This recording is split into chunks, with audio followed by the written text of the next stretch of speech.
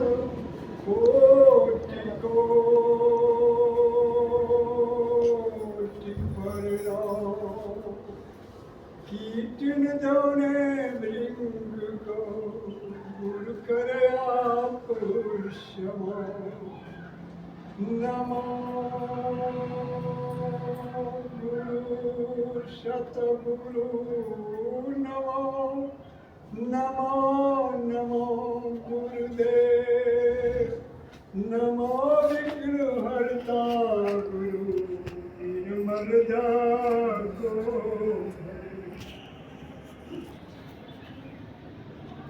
परम वंदनीय संत समाज धर्मशिला माता एवं आज मेरा सौभाग्य का उदय हुआ कि सभी सत्संगी की दर्शनार्थ मैं यहाँ तक आ गया हूँ। सतगुरु कविदेव की दर्शन करते हुए सभी सत्संगी को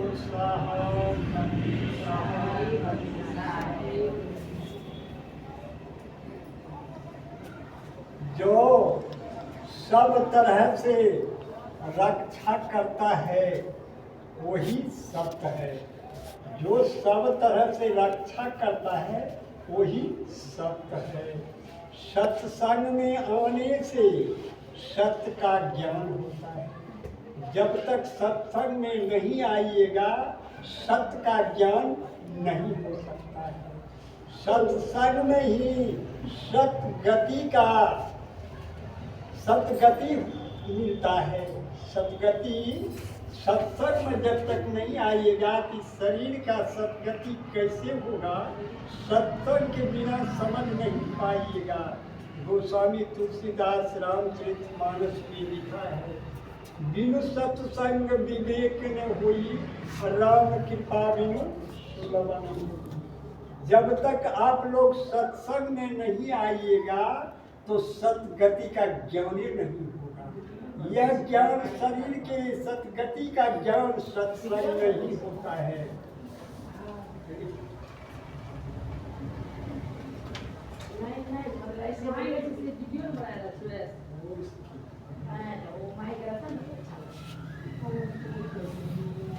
सत्संग में ही सत्य आचरण का ज्ञान होता है। जब तक सत्संग में नहीं आइएगा तब तक सत्य आचरण का ज्ञान नहीं होगा। सत्य सतगति सत्य आचरण यही सत्य है, यही सत्य है। जो सब तरह से रक्षा करे वही सत्य है। सतगुरु ने यह ज्ञान सिद्ध कर दिया है कि परमात्मा पाने का रास्ता एक है, परमात्मा मिलने का रास्ता एक है। वह रास्ता कहाँ है? सबके अंदर में है।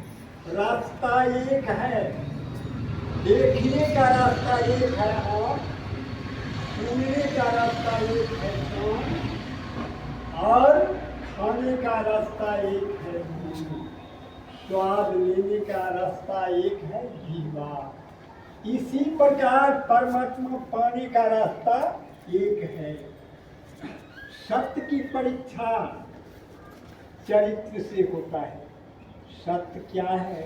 सत्य की परीक्षा चरित्र से होता है और मनुष्य का परीक्षा व्यवहार से होता है। जब मनुष्य व्यवहार करता है तो लोग समझ जाता है कि इसका आचरण सही है। अगर गलत व्यवहार करता है तो लोग समझ जाता है कि यह व्यक्ति गलत है। धर्म की परीक्षा होता है चरित्र से और वीरों की परीक्षा होता है शत्रु के सामने करने में। धर्म जहाँ क्षमा है, शील है, वही धर्म है। जहाँ सदाचार है वही लक्ष्मी है। सत्संगियों, भगवान सतगुरु कबीर साहेब ने व्यक्ति के नाम राम कोई रख दिया है, उसको मानने के लिए भी तैयार है। दशरथ के पुत्र राम को कबीर जी मानने के लिए नहीं तैयार है। वह घटवासी राम, रमैया राम, जो हृदय में रमन करता है, उसी को कबीर साहब राम मानते हैं। किसी व्यक्ति के नाम को राम नहीं मानते हैं। किसी दशरथ के पुत्र को राम नहीं मानता। वह राम जो हृदय में वास करता है उसी को मानते हैं। जितना भी अभी सत्संगी हैं, सबके हृदय में रमैया राम बसा हुआ है। साधारण लोग कहते हैं कि राम मंदिर में रहते हैं। कबीर साहब कहते हैं जो सर्वव्यापक राम, सबके हृदय में बसने वाला है, उसका स्वरूप रूप रंग गांव का कोई ठिकाना नहीं है।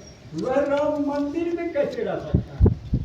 जिसका रूप रंग कुछ नहीं है, जाति वर्ण कुछ नहीं है, रहने का ठाम नहीं है, सर्वव्यापक है, सबके हृदय में वास करने वाला है, तो वह राम मंदिर में कैसे रहेगा? कबीर साहब ने लोगों को समझाया है। क्या समझाया है? कि जैसे उदाहरण दे के बताया है, जैसे मेहंदी में लाल छिपा हुआ है, लाल दिखाई पड़ता है, वैसे जितना पसंद में जितना मनुष्य सबके हृदय में राम समाया हुआ है। राम किसी के हृदय में दिखाई पड़ता है। जिस प्रकार मेहंदी की पत्ता में लाल नहीं दिखाई पड़ता है, तो लाल कैसे दिखाई पड़ेगी? जब तक का दया नहीं होगा तब तक नहीं होगा। परिश्रम करना होगा, मेहंदी को जब मथना होगा तो उसमें से लाल निकलता है।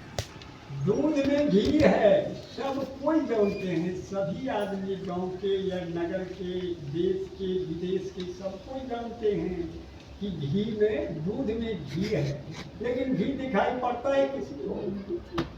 जब तक जुगती नहीं लगाया जाएगा तब तक घी नहीं दिखाई पड़ेगा।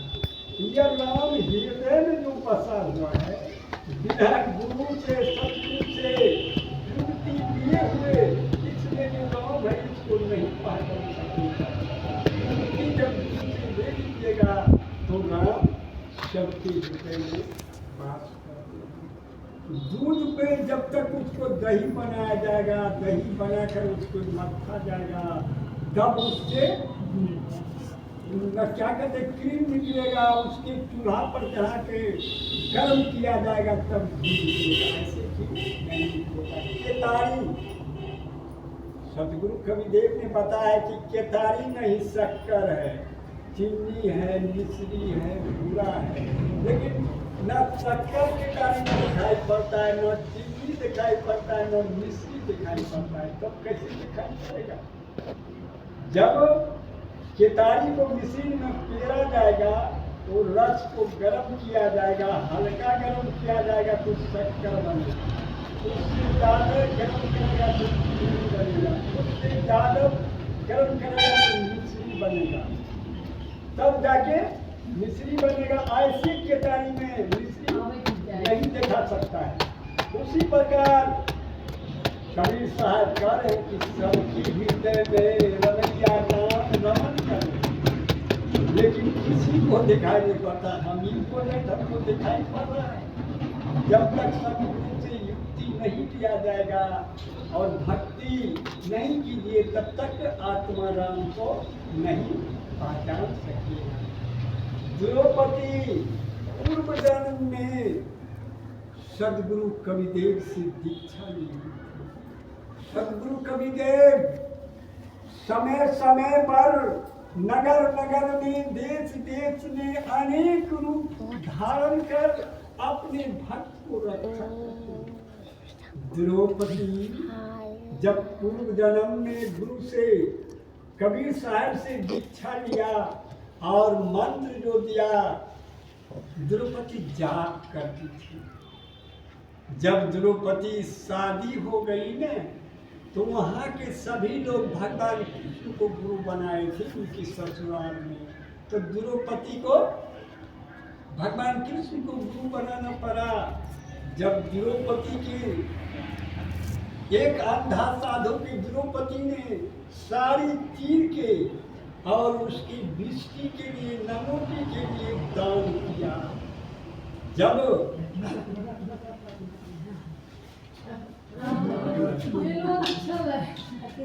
जब कबीर साहब द्रौपदी ने अपनी साड़ी की फाड़ कर अंधा साधु को नंगोटी के लिए दान किया।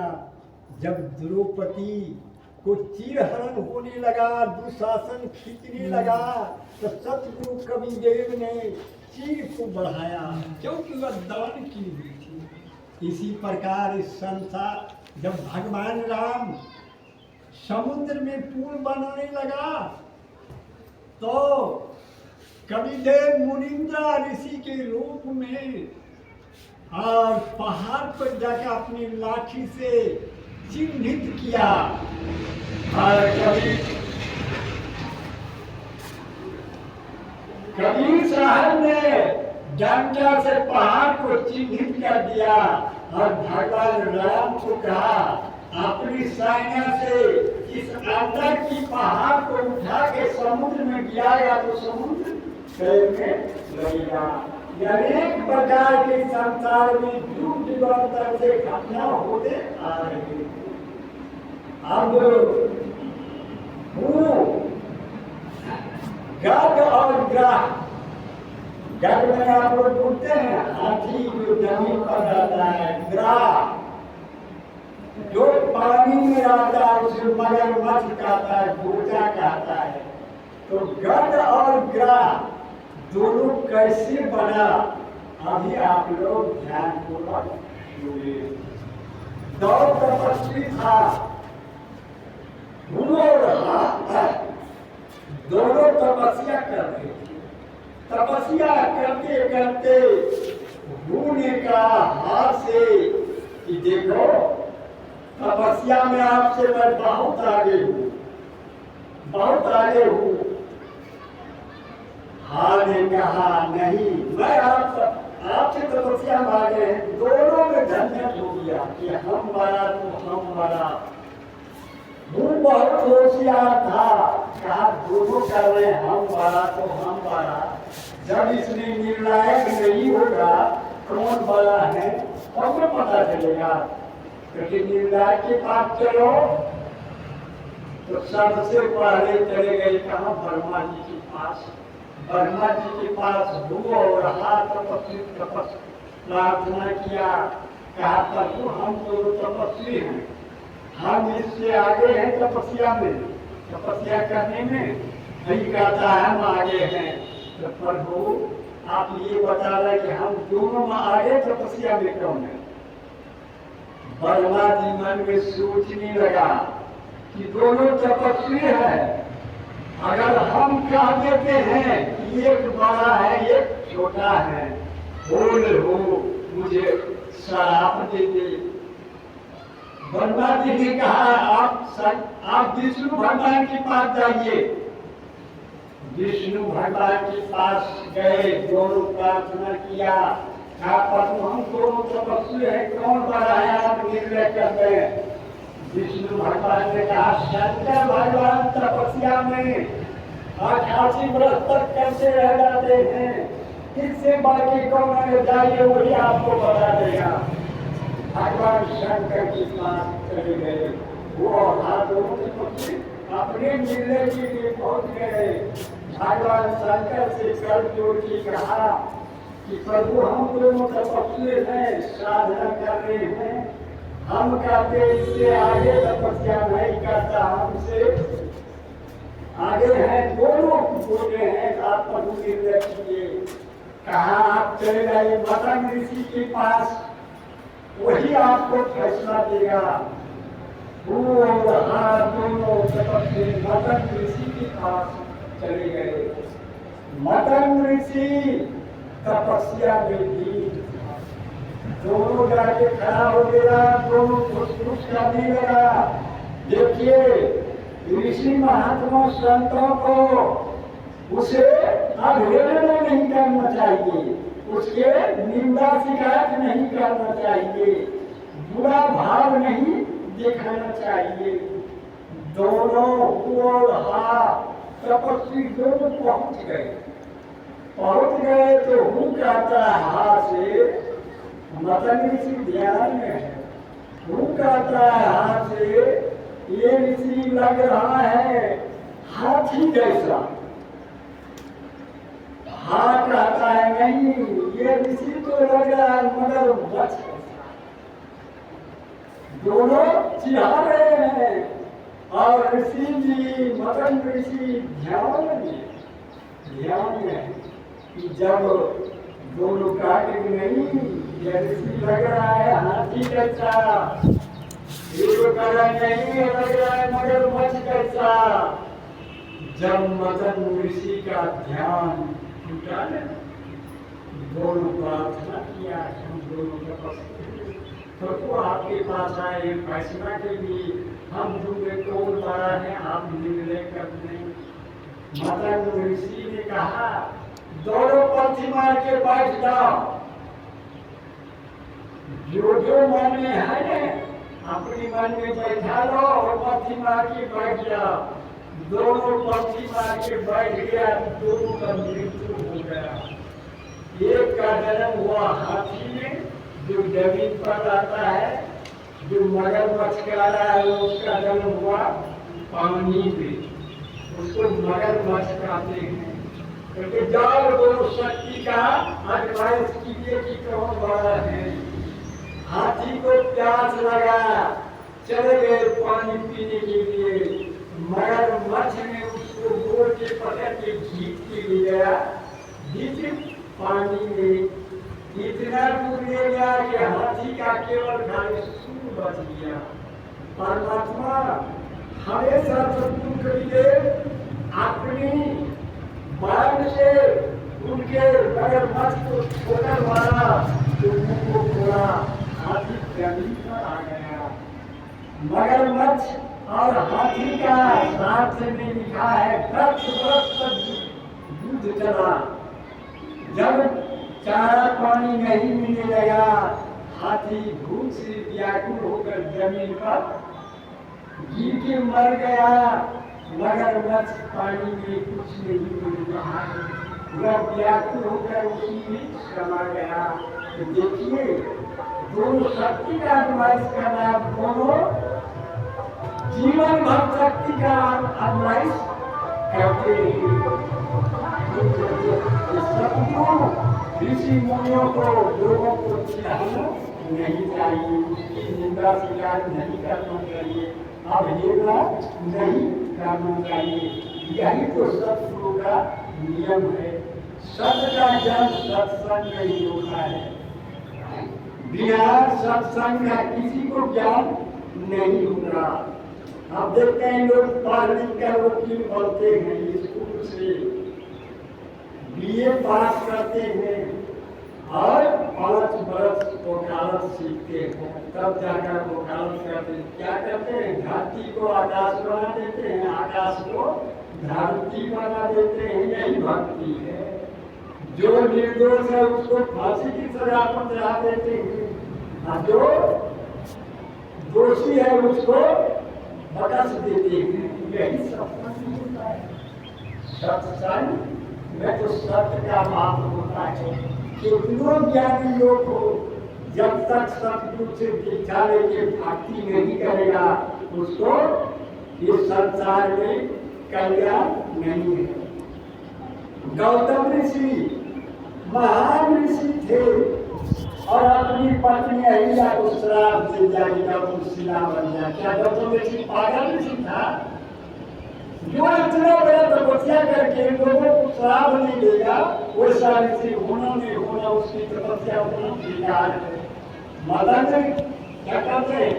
गौतम ऋषि अपनी पत्नी को श्राप दे दिया, शिला बना दिया।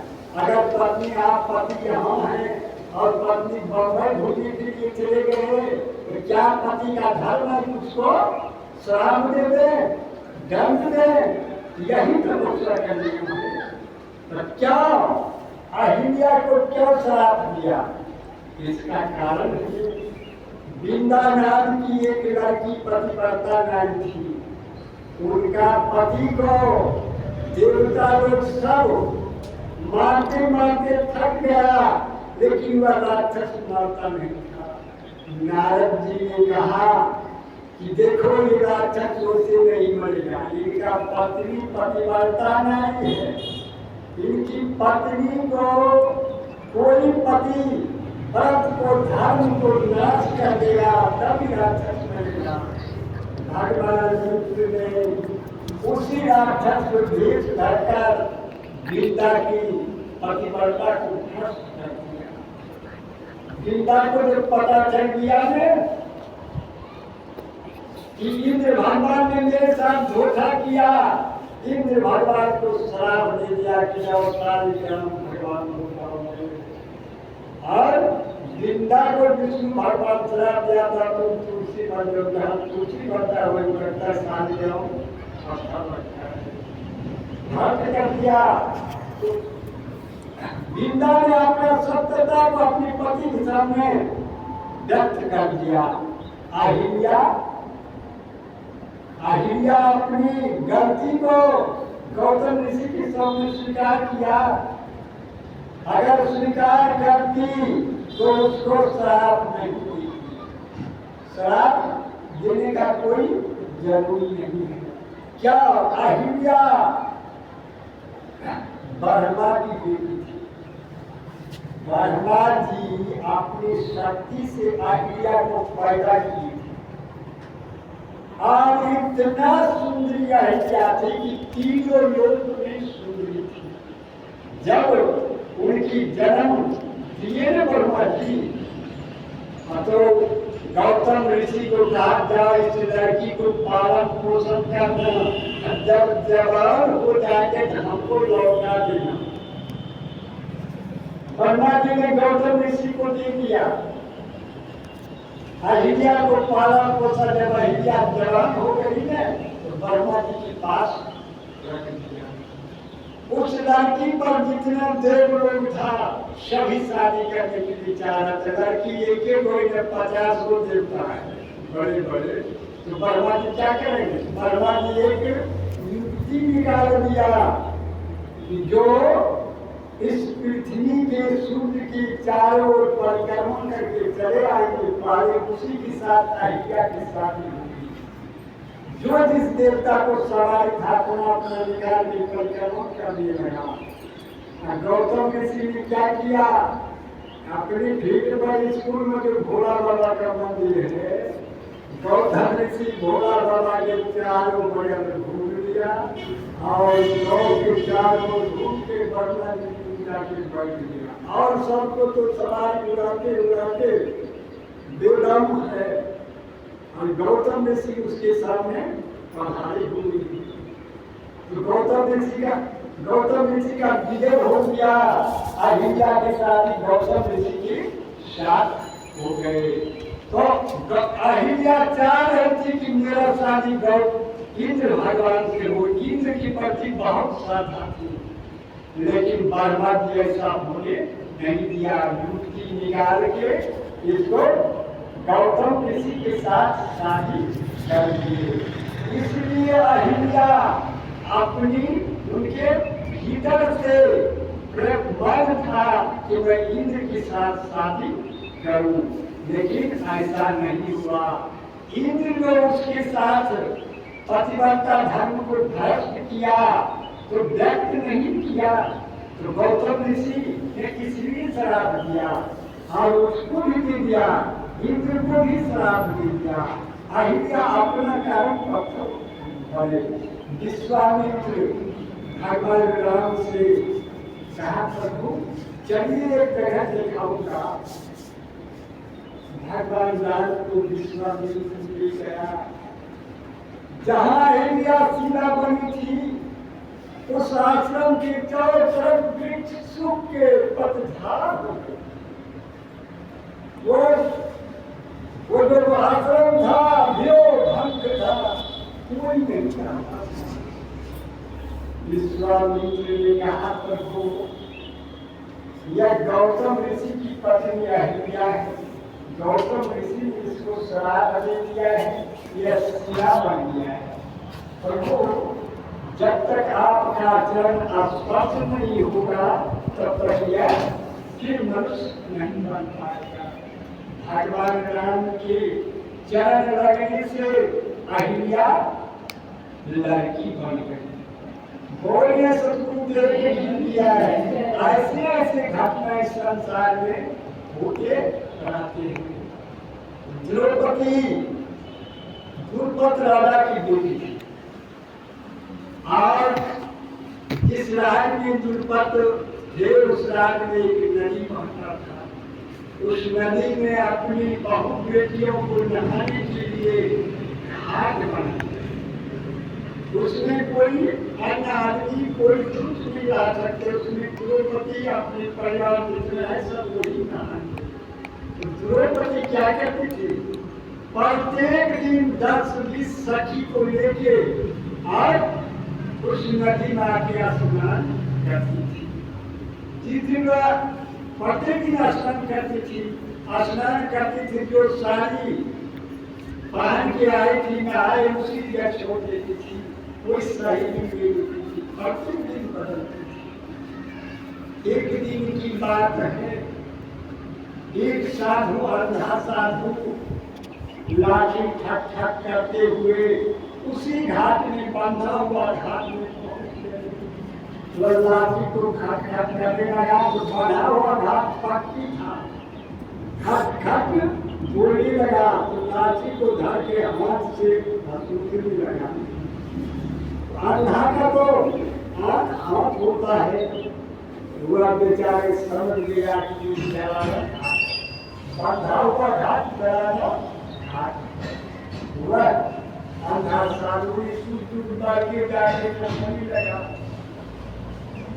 नहाने लगा तो उनके पास कुछ नहीं था, केवल लंगोटी गिरा हुआ था। नदी में इतना धार था, इतना धारा तेज था, उसका लंगोटी पानी में बह गया। अब लाल के मारे इतना पानी में जाके हाथ को ऐसे ऐसे इधर द्रौपदी बहुत सखियों के साथ स्नान करने के लिए पहुंच गई। तो देवता के साधु नहा रहा है, अपनी सहेली से कहा बहन जल्दी जल्दी राजा स्नान करो। एक महात्मा नहा रहा है, उसकी सत्संग सुनना है। सब नहाए, अपना अपना कपड़ा बदले। द्रौपदी आपने देखते कि महात्मा की घर गया, महात्मा वही पानी में ऐसे द्रौपदी समझ गए हम सहेली 10-20 लोग थे, नहाने में इतना समय लगा, कपड़ा बदले पहले से ही ऐसे ऐसे करना लगता है। इसका पूर्ति हो गया है। द्रौपदी मन में सोचने लगी कैसे पता चले। द्रौपदी ध्यान पर बैठ गई। हम लोग ध्यान करते हैं, कुछ नहीं मिलता। आज तक हम लोग से कर रहे हैं, मिलता मुलता नहीं, लेकिन आत्मा जरूर सोच रहता है। ये कहने वाला चीज है, ये अपना दिल की बात है। द्रौपदी ध्यान पर बैठ गई और ध्यान पर देखने लगी। बाहर कैसे नंदा होती, बाहर कैसे इसलिए अपना द्रौपदी नया साड़ी पानी उसको देखा घड़ा के टुकड़ा जिसमें निरंतर बनता है, एक पानी में पाया। देखते देखते 6 बार साड़ी को चीज को फेंका तो वहां तक नहीं जाता। महात्मा के हाथ तक नहीं जाता था। तो ढूंढने लगा एक जंगल में बहुत बड़ा लकड़ी किनारा मिला। हुआ साड़ी को फाड़ के और उसने क्या किया, लपेट दिया और महात्मा जी को ऐसे करके रोका। महात्मा जी झटपटा के पकड़ा तो उसमें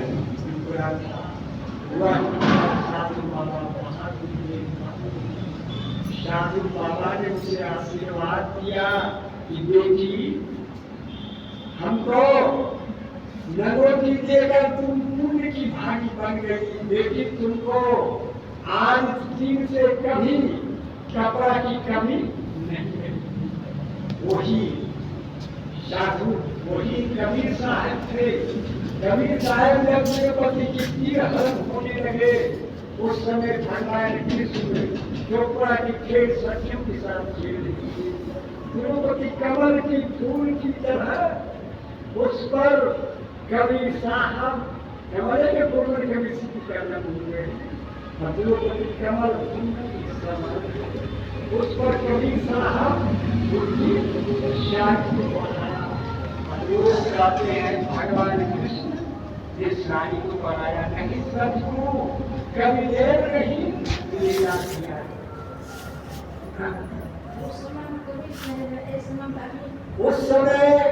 उस समय कबीर साहब का सत्संग ऐसे पक्की मकान में नहीं होता था, नदी के किनारा होता था। क्यों होता था? इस सत्संग में कोई निगरान सब आएगा, जो पानी नहीं भर सकेगा इनारा में, कल नहीं दिन डाल सकेगा तो कैसे रहेगा? उस समय नियम बनाया था कि नदी के किनारा में जो लड्डू है वो भी नहा लेंगे, कपड़ा बदल लेंगे, कुछ भी है नहीं कर पी सकता, तुम्हें के नहा लेंगे। कल और इनारा पर तो रहना उस जगह कबीर साहब मुनिंद्रा थिएटर में कबीर साहब मुनिंद्रा रूप में आई हुई थी। चारों युग में कबीर साहब आए हैं। सतयुग में सत्यव्रत नाम से, द्वापर में करुणा नाम से, त्रेता में मुनिंद्रा नाम से, कलयुग में साहब कबीर की रूप प्रकट हुए हैं। प्रकट वो जन्म में लिए हैं, प्रकट हुए हैं। तो उस समय सत्संग हो रहा था, नदी की किनारा मुनिंद्रा जी था। नर और नील दो भाई था, उनकी माता पिता मर गए, वो बचपन से रोगी था। मुनिंद्रा जी की मुसेरा भाई का बेटा था। नर और नील दुख से व्याकुल था। बड़े बड़े डॉक्टर ने कर दिया, ऋषि मुनि ने कहा जाओ बेटा, जब तक बचोगे तब तक धरती पर तो भगवान से प्रार्थना करना ही प्रभु, इस लाचारी से मुझे नहीं चाहिए। नर नील मरने के लिए भगवान से प्रार्थना कर रहे हैं, भगवान से प्रार्थना कर रहे हैं प्रभु, इस दुख से मुझे ले चलिए, मैं कितना दुख सहूंगा। नर नील दोनों भाई जा रहे हैं। मुनिंद्रा जी का सत्संग हो रहा था। दोनों भाई नर नील पहुंच गए। एक भाई एक गोड़ पर प्रणाम किया, दूसरा गोड़ पर दूसरा भाई प्रणाम किया। मुनिंद्रा जी ने दोनों को हाथ रखा, आशीर्वाद दिया। दोनों का दुख दूर हो गया। बोले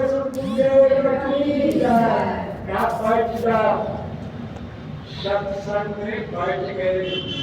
बड़े बड़े सत्संग सुना, कहीं कल्याण नहीं हुआ, बड़े बड़े डॉक्टर ने भटक दिया। मुनिंद्रा जी की सत्संग में पहुंचते ही क्या हुआ? वह प्रणाम किया, आशीर्वाद दिया, दोनों ठीक हो गया, बैठ कर सुनने लगा। जब सत्संग समाप्त होने का बेला हो गया ना, सत्संग समाप्त हुआ तो सभी सत्संग का अपने खान करने लगा। और मंच पर जो बैठे थे मुनिंद्रा जी और ऋषि मुनि, वे भी उठकर अपना डेरा पर चढ़ने लगा। नर और नील दोनों भाई दोनों पैर पर गिर पड़ा। आज की सत्संग में आने से मेरा कल्याण हो गया।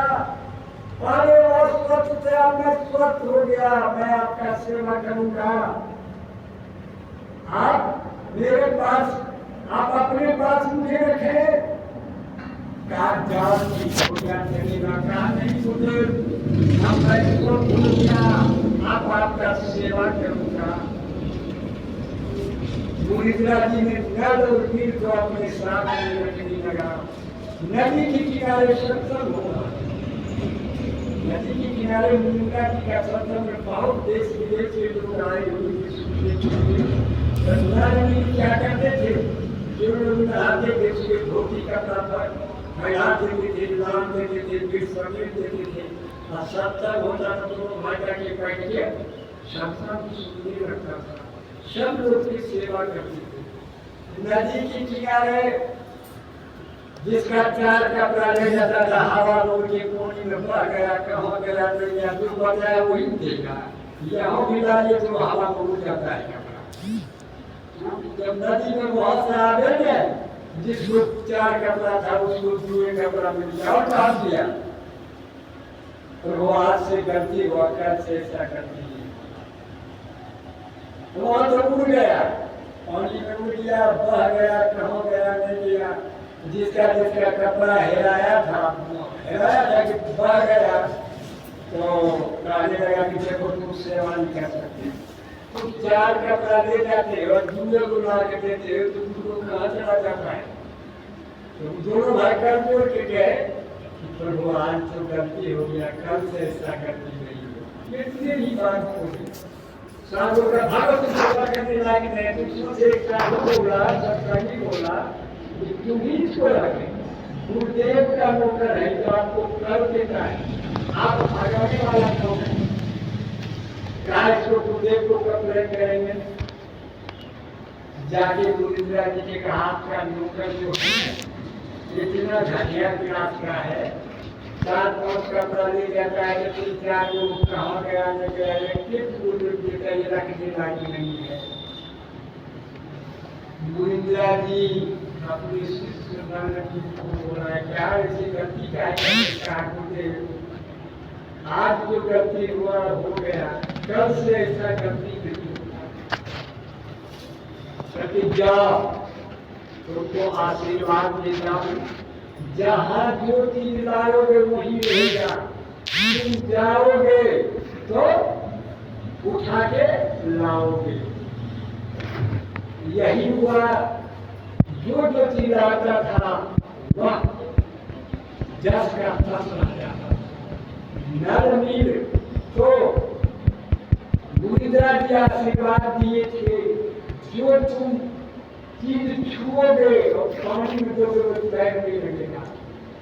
मुनिंद्रा जी ने नल नील को दिया था कि पत्थर को छुओगे तो पानी में तैरने लगेगा। नल नील छुआ और पत्थर पानी में तैरने लगा। और लोग कहते हैं भगवान नाम ने क्या बनाया, समुद्र बनाया, अगस्त मुनि 7 समुद्र को पी गया। अब भगवान राम एक समुद्र में पुल बनाने में 15 भालू हनुमान आदमी बहुत लगा के पुल बनाया। अगस्त मुनि 7 समुद्र को के बाद पी गया। आप लोग बताएं, विचार करें, परमात्मा कौन होगा, राम होगा कि अगस्त मुनि होगा। जो 7 समुद्र को पी गया, भगवान ने उनको एक समुद्र पर पुल बनाते बनाते बहुत मुश्किल से बना, फिर दोनों में परमात्मा कौन हुआ, तो अगस्त मुनि हुआ। बोले प्रेम से सदगुरुदेव की जय, सदगुरुदेव की जय, सदगुरुदेव की जय।